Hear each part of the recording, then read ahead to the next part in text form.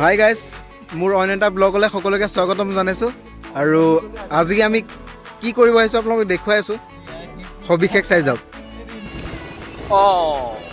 Guys, এয়া আমি আহি আছোঁ কহুৱা বনৰ মাজে মাজে। আমাৰ ড্ৰাইভাৰ পংকজ প্ৰীতম নাথ, 6টা বজাত দৰ্শক মন্দিৰ জয় জয়তে আমি উপস্থিত হৈছোঁ। সেই এয়া কনৈক্যা মানে চামধৰা। আৰু তাৰপিছতে আমাৰ চামধৰা মানে আমাৰ কি বুলি কয়, ভৰলী পাৰ। আমাৰ সাগৰৰ পৰা যিটো ভিউ, আমাৰ ভিউটো চাওক। এটা সুন্দৰ পৰিৱেশৰ মাজত আমি বিৰাজমান হৈ আছোঁ।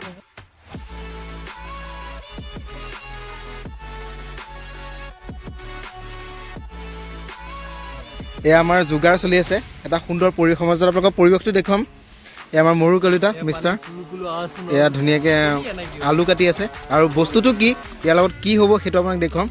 আমাৰ পলাশ শইকীয়া মেইন কাৰিকৰ, এয়া ধুনীয়াকৈ জুই জ্বলাই প্ৰস্তুতি চলাই আছে। এতিয়া আমাৰ সম্পাদক, আমাৰ খানাটোৰ সম্পাদক তেখেত, আমাৰ সম্পাদক আমাৰ গণ্ডে, আৰু হয়তো চাপৰিমেন। তো গাইছ দেখা পাইছে লাই শাক, এইফালে বোকা আছে, এইফালে বোকা। ধুনীয়াকৈ পানীখিনি বৈ আছে একদম, দেখিছে নাই? ইয়াক কুলু কুলু শব্দটো শুনক। এইটো সুন্দৰ পৰিৱেশৰ মাজত মাত্ৰ এজোপাই গছ কাষত, তাতে আমি ধুনীয়াকৈ আজি খানাটো খাম বুলি আহিছোঁ। হাই গাইছ, আমি খাবলৈ আহিছোঁ। দে বাই বাই দে চবেই।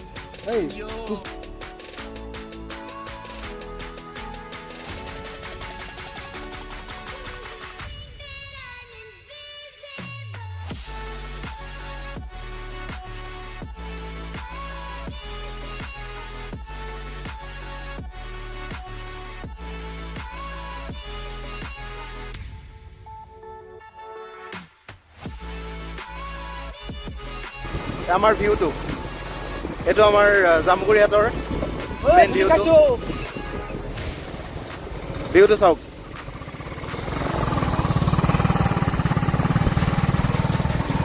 কহুৱা বনৰ মাজে মাজে